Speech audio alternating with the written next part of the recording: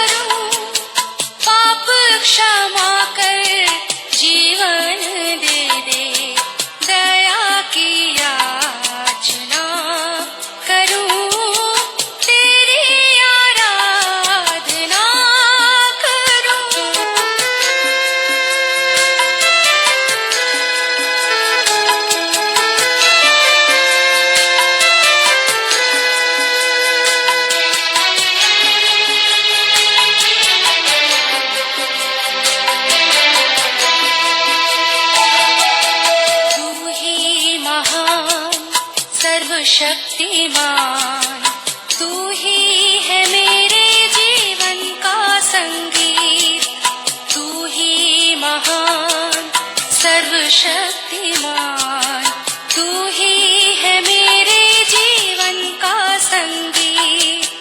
हृदय के तार छेड़े झनकार, हृदय के तार छेड़े झनकार, तेरी आराधना है मधुर गीत, जीवन से मेरे को महिमा पाए।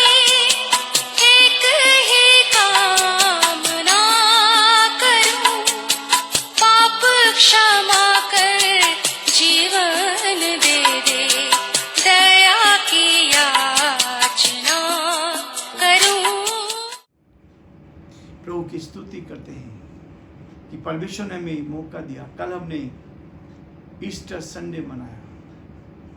प्रभु ने इस पृथ्वी पर आकर मृत्यु पर जीत पाई और मृत्यु को हरा दिया और उस पर जीत पाकर आज हमें आज़ाद किया है ताकि हम पाप की गुलामी से आज़ाद हो जाएं, पाप से आज़ाद होकर एक नई तरीके का जीवन हम जी सकें, इस पृथ्वी पर रहकर प्रभु की महिमा कर सकें। एक हिस्सा मैं आपके सामने पढ़ूंगा। जब यीशु मसीह की कब्र पर ये स्त्रियां गई, उन्होंने कब्र पर देखा कि पत्थर लुढ़का हुआ है। उसके बाद का वर्णन जो आज हम फिर से सोमवार के दिन इस बात को देखने का प्रयास करेंगे कि प्रभु यीशु मसीह का उद्देश्य क्या रहा, जी उठने के बाद प्रभु ने क्या किया और जी उठने से पहले उसके विषय में क्या कहा गया।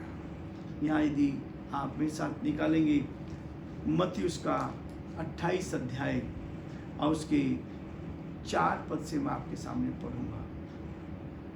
उसके भय से पहरवे कांप उठे और मृतक समान हो गई। स्वर्गदूत ने स्त्रियों से कहा, मत डरो, मैं जानता हूँ कि तुम यीशु को जो क्रूस पर चढ़ाया गया था ढूंढती हो। वह यहाँ नहीं है, परंतु अपने वचन के अनुसार जी उठा है। आओ यह स्थान देखो जहाँ प्रभु पड़ा था, और शीघ्र जाकर उसके चेलों से कहो कि वह मृतकों में से जीवित हो उठा है, और वह तुमसे पहले गलील को जाता है, वहाँ उसका दर्शन पाओगे। देखो मैंने तुमसे कह दिया है।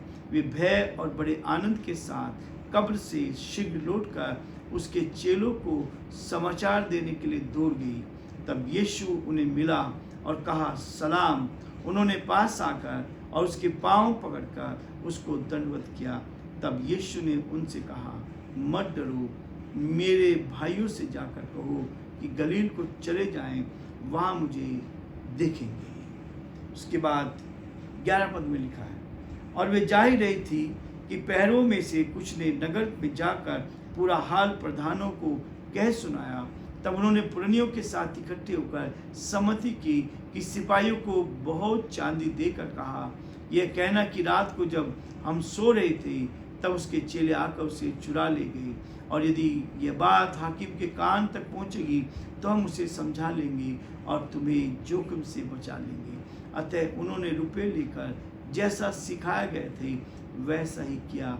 ये बात आज तक यहूदियों में प्रचलित है। परमेश्वर अपने इस वचन के पढ़े जाने पर आशीष दे। पुनरुत्थान हमने देखा, परमेश्वर जीवित हो गया, मौत के ऊपर जीत को प्राप्त कर लिया, मृत्यु हार गई, मृत्यु का डंक समाप्त किया गया। लेकिन प्रभु यीशु मसीह एक और संदेश मुझे आपको दे रहा है। जी उठने के बाद वो लोगों को दिखाई दिया।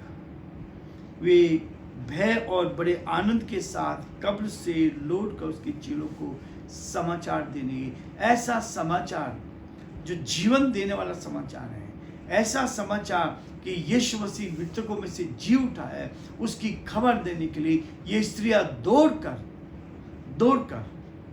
अपने साथियों के, अपने भाइयों के पास जा रही है। लेकिन इससे पहले कि वहां तक पहुंचे, विरोधी लोग भी वहां पहुंच गए। और विरोधियों ने जाकर क्या लिखा कि पहरुओं में से कुछ ने नगर में आकर पूरा हाल प्रधान याजकों को सुनाया। जो कुछ घटना घटी थी, बूढ़ल हुआ था, ये बेहोश हो गई, ये मृतक समान हो गई। लेकिन जब होश में आया तब देखा कि कब्र खाली है। लेकिन प्रियो, एक चीज़ जो यहाँ बहुत स्पष्ट आ रही है, जो मैं आपके सामने स्पष्ट करना चाहूँगा। तब उन्होंने पुरनियों के साथ इकट्ठे होकर सम्मति की। किसी गलत काम को प्रूफ करने के लिए, किसी गलत काम को सही साबित करने के लिए यहाँ पर इन्होंने एक महासभा का आयोजन किया गया। इधर यीशु मसीह मृतकों में से जीवित हो उठा, और जीवित हो उठने के बाद यहाँ महासभा लगा जाती है, पुराने लोग इकट्ठे होते हैं, और इकट्ठे होकर उस सम्मति में सिपाहियों को क्या किया, बहुत चांदी दी, बहुत इनाम दिया, दूसरे शब्दों में रिश्वत दी। आज से 2021 साल पहले भी ये रिश्वत का चलन चल रहा था। और रिश्वत जो दी जाती है वो किस काम के लिए जाती है? वो गलत काम को सही करने के लिए, गलत काम को सही करने के लिए रिश्वत दी जाती है। इसलिए कई लोगों का विचार ही आ जाता है कि रिश्वत देना गुनाह नहीं है, लेना गुनाह है। लेकिन नहीं, हम किसी का न्याय बिगाड़ने के लिए, हम किसी को सत्य जो सच पे है उसको झूठ बनाने के लिए हम क्या देते हैं? रिश्वत। जो काम हो नहीं सकता, नियम कानून में नहीं हो सकता, जब आप रिश्वत देते हैं उस काम को कराते हैं। गलत काम के लिए ये रिश्वत दी गई। यहाँ पर इन्होंने बहुत चांदी देकर, सिपाहियों को चांदी देकर, और ये कहना कि रात को जब हम सो रहे थे, प्रियो ये वचन इस बात को कहता है, क्या उनको पहरे पर सोने के लिए लगाया गया था? एक प्रश्न मेरे आपके लिए भी है कि इन सिपाहियों को रात में सोने के लिए वहां ठहराया गया था। उसकी तनख्वाह इसलिए दी जा रही थी कि वो जाकर सो जाएंगे। कैसी विचित्र बात है। लोग गलत चीज को इस्तेमाल कर रहे हैं। लोग गलत चीज को इस्तेमाल करके अपने आप को सही साबित करने की कोशिश कर रहे हैं। यहाँ चेलों ने क्या किया, इन लोगों ने क्या किया? सिपाहियों ने जाकर, ये लिखा है, जैसा उनको समझाया गया था वैसा ही उन्होंने कहा।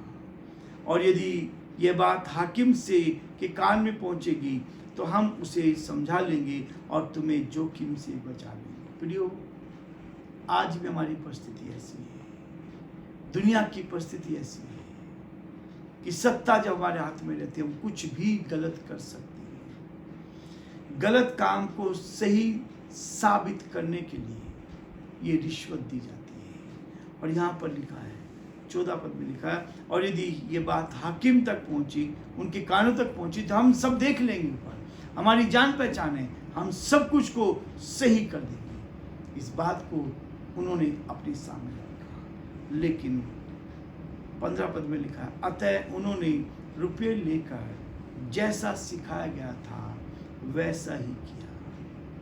जैसा उनको बोला गया, पैसे उनके पास आए, पैसे आने के बाद उनको जो कहा गया वैसा ही उन्होंने लोगों को बताना शुरू किया। लेकिन वर्णन इस बात को कहता है कि यीशु मसीह मृतकों में से जीवित हो उठे, और आज भी वो मेरे और आपके लिए जीवित है। वो आज भी जीवन देने वाले हैं। वो आज मुझे और आपको जीवन देकर अपनी महिमा को लेना चाहते हैं। प्रियो, ये मत्ती का 28 अध्याय बहुत ही महत्वपूर्ण है। यीशु मसीह ने क्या किया? 40 दिन तक लोगों को दिखाई देता रहा, चेलों के साथ रहा। लेकिन उसके बाद यहाँ लिखा, 11 चेले गलील में उस पहाड़ पर गए जिसे यीशु ने उनको बताया था। प्रभु मसीह ने उनको कहा कि उस पहाड़ पे जाना। उस गलील प्रदेश में गए, उस पहाड़ पर गए। पहाड़ पर जाकर क्या लिखा है वहाँ? उन्होंने उसके दर्शन पाकर उसे प्रणाम किया। जी उठने के बाद प्रभु उनको दिखाई देता रहा, लेकिन आज स्वर्गारोहण है, वो स्वर्ग पर जाने वाले थे। उस चीज को कहता है 40 दिन चेलों को दिखाई दिए। 40 दिन के बाद यहाँ उस बात को कहता है कि 11 चेले गलील में उस पहाड़ पर गए जिसे यीशु ने उनको बताया था।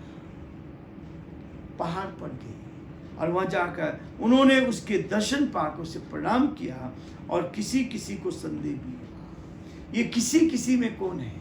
ये वो हमारे थोमा साहब हैं जिन्होंने संदेह किया था, जिन्होंने संदेह किया। लेकिन परमेश्वर ने ऐसे स्थानों पर उसको लेकर गए जो लोग संदेह करने वाले लोग हैं, उन संदेह करने वाले लोगों में उनको पहुंचाया, और यहाँ हिंदुस्तान में आकर उन्होंने अपनी सेवकाई दी और बहुत सी आत्माएं बचाई गई। पहली सदी में ही परमेश्वर का वचन हिंदुस्तान पहुंच गया था। लेकिन ये बहुत ही दुख की और शर्म की बात है कि परमेश्वर के उस बड़े उद्देश्य को लोग नहीं समझ पाए।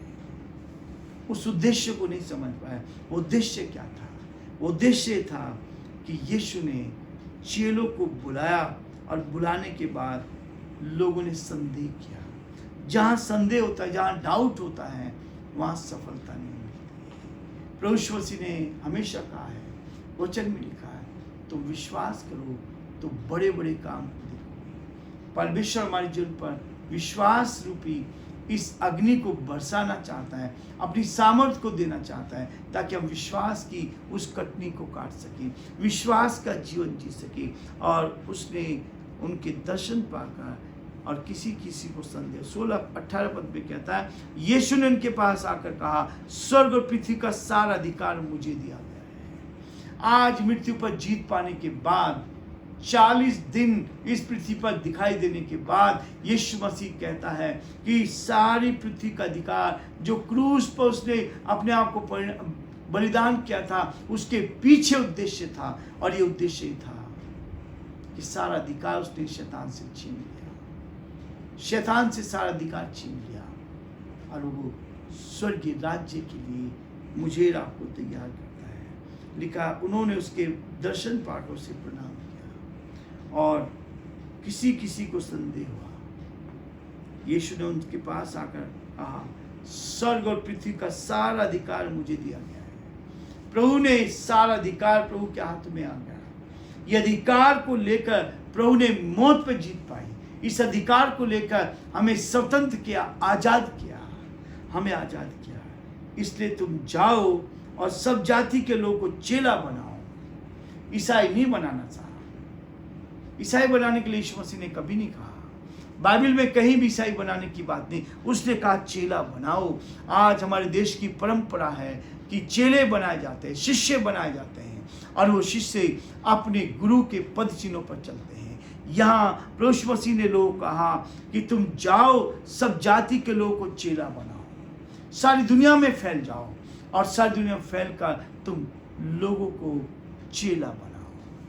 और जब चेला बनाओगे और उन्हें पिता, पुत्र, पवित्र आत्मा के नाम से बपतिस्मा दो। पिता, पुत्र, पवित्र आत्मा के नाम से। जब हम पाप से, गुनाह को मान लेते हैं, पाप को छोड़ देते हैं और प्रभु के चरणों में आते हैं, तब परमेश्वर आपको, मुझे अपने लिए, अपनी महिमा के लिए इस्तेमाल करता है, ताकि हम प्रभु की महिमा कर सके। प्रियो, ये परमेश्वर का वचन है जो इस बात को प्रेरित करता है।